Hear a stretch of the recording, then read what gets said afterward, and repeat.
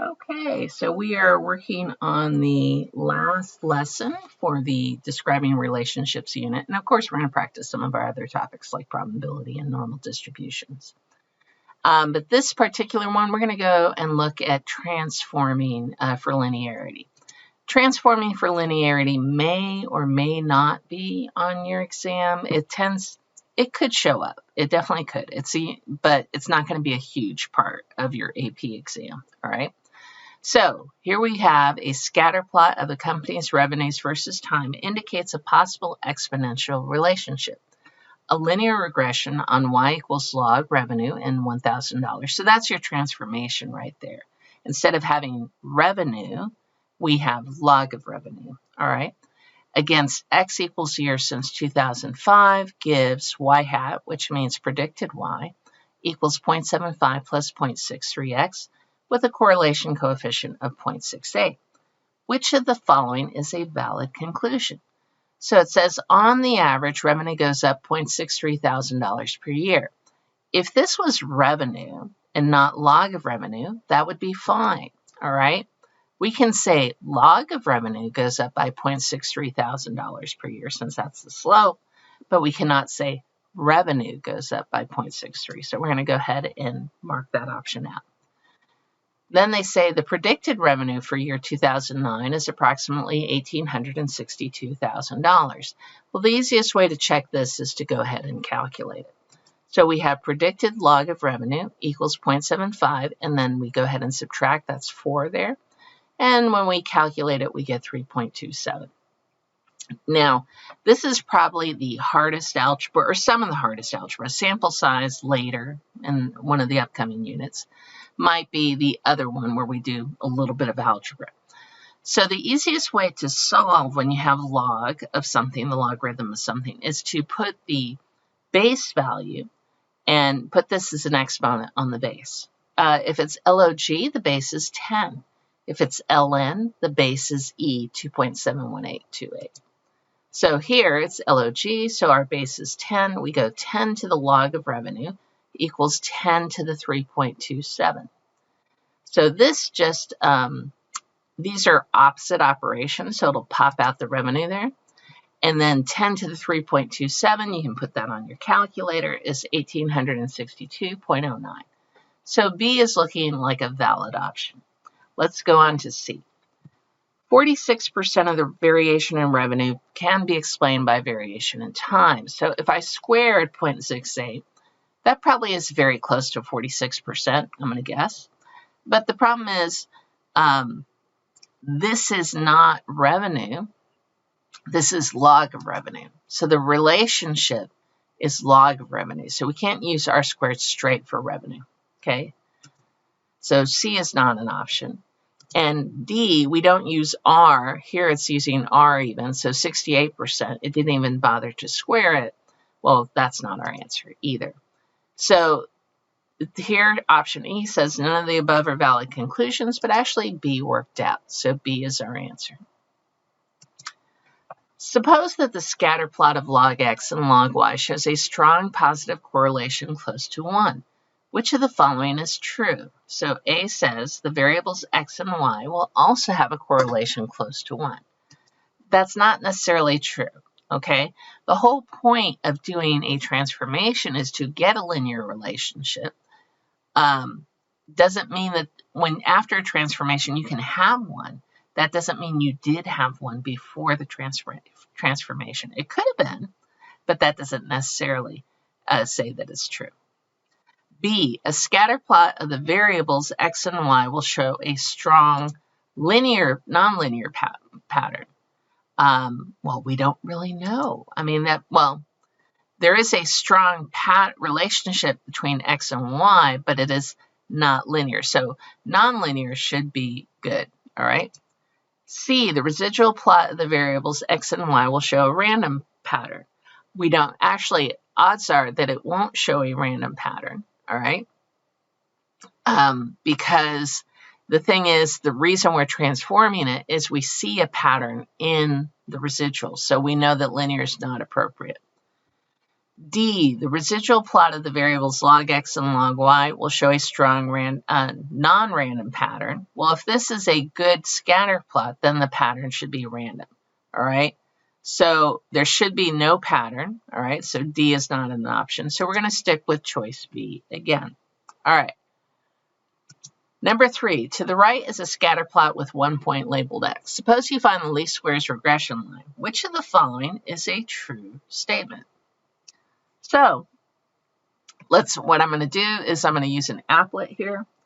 And there we go. Where's my mouse? And we'll play with it using the applet.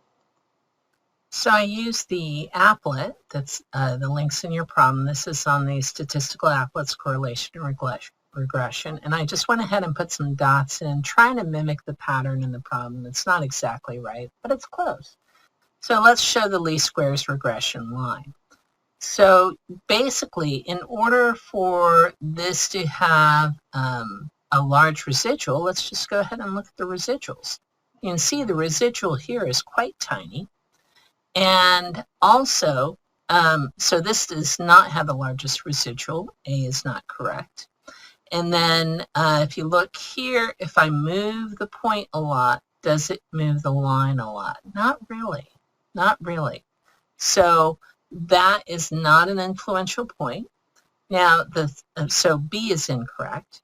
C says there's no pattern in the residual plot. You can clearly see here the residual is positive, it gets very negative with that one exception there, negative, and then becomes positive. So a clear pattern in the residuals here.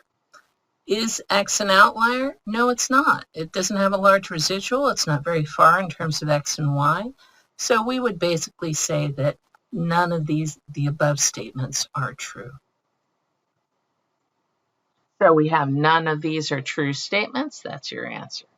Okay, let me go ahead and get back my pointer. So the following are parts of the probability distributions for the random variables x and y. If x and y are independent and the joint probability, that means x equals 1 and y equals 2 happening at the same time is 0.1, what is the probability that x equals 4? I got the wrong pointer. I got my pen instead of my laser pointer. Okay, so first of all, we're going to start with what's easy to solve. And I can see that I have 3 probabilities here, and I only am missing 1. So I'm just going to go ahead and set up an equation for that and substitute and solve. So I get probability here is 0.5 for y equals 2. So I go ahead and fill it in. Now we're going to jump to the other table, all right?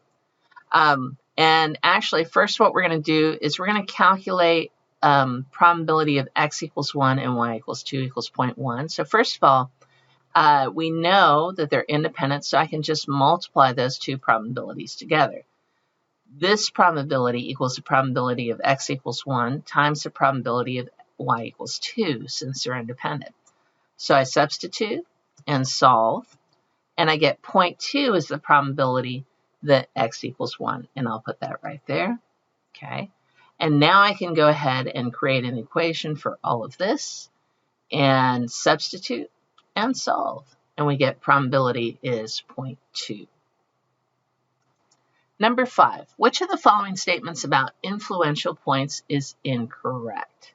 So here's what I'm going to do. I'm going to go ahead and play with Staplet and show you how we can add an influential point and take it out and see what happens.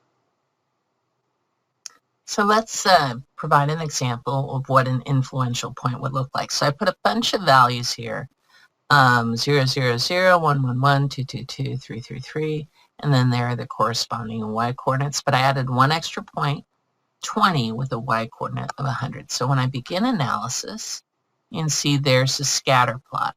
And then I can come down and, give me a second, I can come down and calculate the correlation. And you can see it actually, even though this doesn't look so good, it has a super high correlation. Why is that? Let's go ahead and show the regression line.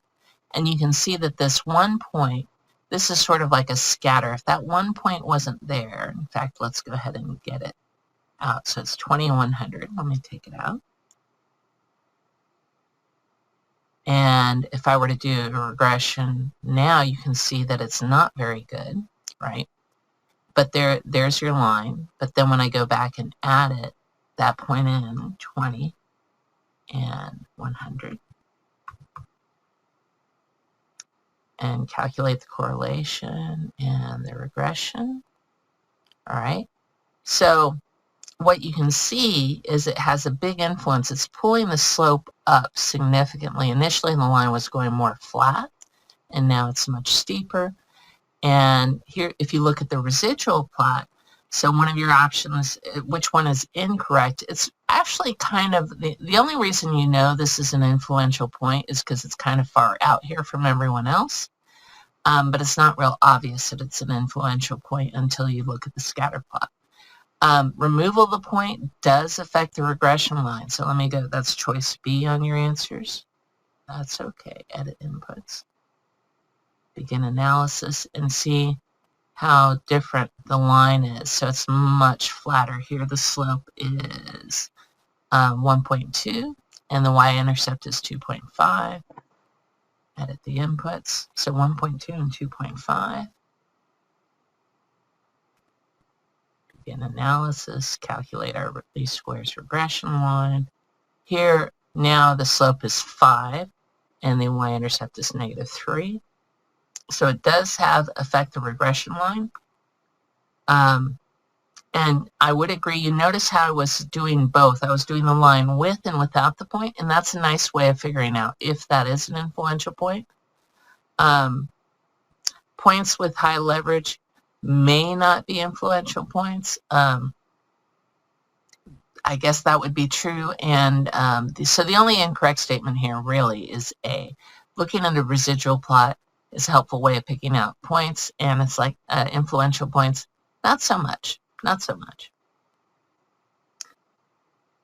So which one is incorrect? Remember, again, it was asking incorrect, and it said that looking at the residual plot, that was not really helpful.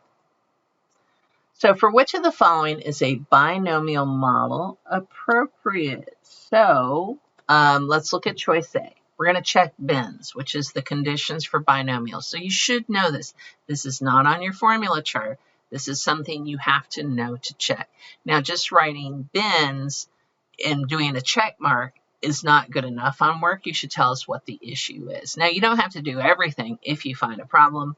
Here, I will stop when I hit a problem. So looking at choice A, we have the number of heads in 10 tosses of an unfair coin weighted so that heads comes up twice as often as tails. Just because a coin's unfair doesn't mean that it's not binomial, all right? So first of all, we do have only 2 outcomes, heads and tails. One toss is independent from another. We know that we're only doing 10 tosses, N is the number of attempts. And then S is the probability that you have the same probability for your outcome. And in this case, it's 2/3 all the time because the probability of getting heads is twice as much as getting tails. So A looks fine. Let's go ahead and continue to check B. Well, the number of hits in 5 at-bats where the probability of a hit is 0.352 or 0.324, depending on whether the pitcher is right-handed or left-handed. I don't even have to go hit. There are multiple issues here, all right? First of all, the probabilities are not the same. But secondly, we're looking at the number of hits, and the outcomes are 0, 1, 2, 3, 4, 5. That's not binomial, so we can move on. C, the number of fair tosses of a fair coin before heads appears on 2 consecutive tosses. This is a geometric distribution, all right? There are more than 2 outcomes. It could take you 2 tries to get 2 heads in a row. It could take you 25 tries before you get to 2 heads in a row. So you never know. D is the number of snowy days in a week. And again, not even binomial. There are more than 2 outcomes, anywhere from 0 to 7 snowy days in a week. And then E is not an option, so only A is appropriate. All right? Number 7. If quartiles Q1 equal 50 and Q3 equals 70, which is the following must be true. So I'm just going to come up with some counterexamples to some of these ideas. So one of the first things they say is, oh, the median is 60. And then they say the range must be greater than 20. So I went ahead and I created some data right here. And I was trying to make it so the median was not 60 and the range was only 20. And you can see I succeeded. In fact, let's see. Yeah, I succeeded. It is, where are you? So my median is 65 and my range, oh, it doesn't show range, I have to calculate it, is exactly 20. So this is a counterexample for both A and for D. Then I went ahead and created another set of data to see if I could pull the mean out of here and a higher standard deviation. So I could have done this with a bunch of high points. This time I chose a bunch of low points, so I added some 10s and some 0s. And sure enough, the mean is now, the median is 50. It's not 6. So you can say, oh, that's a counterexample for A as well. It is. The mean is lower. It's 49.2. I could have actually probably managed to pull it down even more if I really wanted to. And the standard deviation is much higher. It's 23.93, so it is not at most 20. So none of these may be true. Number 8, a random variable has a probability distribution as shown in the table where k is a positive constant. Determine the probability that x is less than 2. So we know probabilities must add up to 1, so I'm just going to add all these up and say solve for k. All right, so 20k is 1, so k is 0.05. That means the probability of 0 is 2 times 0.05, which is 0.1. Probability of 1 is 3 times 0.05, which is 0.15. And those are the only two I need because I want probability that x is less than 2. So I add those up and I get 0.25. Number 9, the weight of written reports in a certain department has a normal distribution with a mean of 60 grams and a standard deviation of 12 grams. What is the probability that the next report will weigh less than 45 grams? So we know our mean is 60 and we know our standard deviation is 12. And I'm going to go ahead and show it to you with the calculator notation. So we want less than 40. That means we're going from negative infinity to 45. And there's my mean and my standard deviation. So let's go ahead and show you how to calculate that. To use the calculator for a normal distribution, first you hit second distribution. Make sure you go to normal CDF. Again, we never use PDF. You can either arrow down, hit enter, or you can just press 2. And then our lower is negative infinity. Now there is no infinity button on the calculator, so basically we do negative 1e to the 99. So if you didn't have that, let me clear it there. You hit the negative sign, don't hit the minus, 1, and then hit second, and then EE, and then put 99. Our upper is 45, and then our mean is 60, and our standard deviation is 12. Then enter, and enter again, and there is your answer. Now you can also put this into Statlet. You see I put in the mean is, it shows the 60 and the 12 there, and right here. And so 60 is right there on the mean, and you can see these are 12 apart. So if you're doing this work, personally, I would always show a drawing something like this. You don't have to do 60, 48, 36, 24. You just need to mark the 60 as your mean, and then mark wherever you think your 45 is, shade it, and then your area. The reason I really like the picture is you can see when we did the calculator, all it did was spit out a number. So how do you know that's the right number? It helps to be thinking, okay, the number's less than 0.5. That makes sense. So I strongly recommend drawing a picture like this every time you do a problem like this that's free response.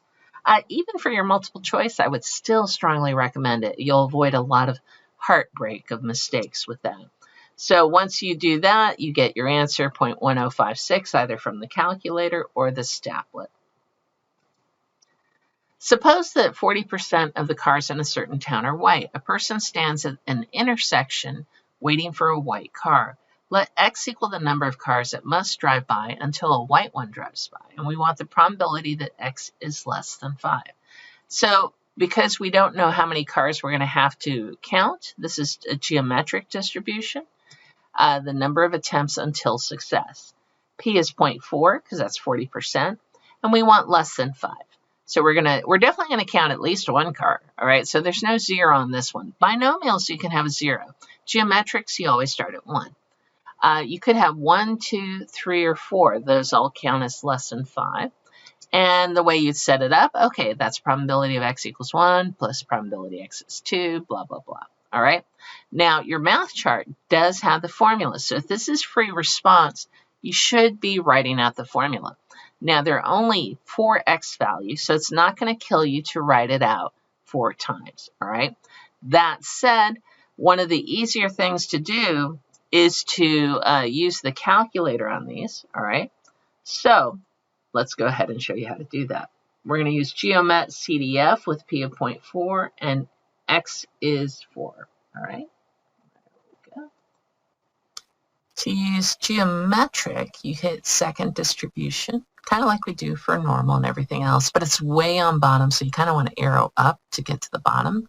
And you can see it's the last item, Geomet CDF. Too hard to hit G, so I'm just going to hit enter. Then we put in the probability, 0.4. Since it's CDF, it's cumulative, so it's going to do all the values from 1 to whatever I put in here, which is also 4. It's not 0.4, but it's 4. And then hit enter. And there you go, 0.8704.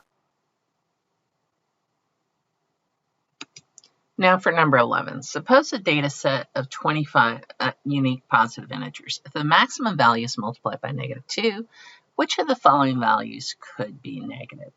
So first of all, let's talk about, I see mean, range, IQR, and standard deviation. A lot of those are measures of variability or spread. Not all of them, but a lot of them are. And those can never, ever have negative values. So range, IQR, standard deviation, all measures of variability or spread. So those are not our answers.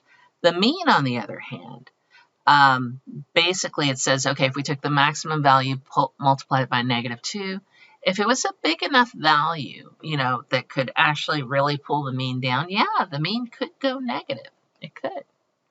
For example, let's say you had a lot of bets and you won, and on most of them you were winning, you won $100 or something like that. But then you bet big. You bet $20,000, right? And then you lost, right? So, or then that would be totally pull the mean down to negative. Don't do that. All right, so the mean could be negative. Number 12, the mean birth weights of infants born at a certain hospital in the month of April was 128 ounces with a standard deviation of 10.2 ounces. Which of the following is a correct interpretation of standard deviation? So it's probably easiest just to jump straight to how do we interpret standard deviation? It's the typical distance between the mean and the data points. So which one of these is talking about distances? We don't know that they all weighed in that range. We don't specify where they are, but here we go. The distance between the weight of each infant born in April and the mean weight was on average. So on average, that's kind of saying typical, about 10.2 ounces. So I'm really liking that one. Let's just double check the other two. The mean weight of infants born in subsequent months, is likely to be within 10.2 ounces of the mean weight in April. Well, this is being very specific. Sure, it is likely, but that's not how we interpret standard deviation. The difference between the mean and the median. No, sometimes there can be no difference between mean and median, and you still have a standard deviation. So the correct answer is C. Okay, also note that D is not an option because actually the mean weight, this one says the mean weight of infants. So the mean weight is usually actual value. It's not a fluctuating value, although I guess if you're saying in the following months, then maybe. All right. If the knowledge, number 13, if the knowledge that an event A has occurred implies that a second event B cannot occur, the events A and B are said to be, well, if B can't occur because A did, then they can't happen at the same time. They are mutually exclusive. And you may be feeling mutually exhausted, but it's not mutually exhausted. It's mutually exclusive, and that's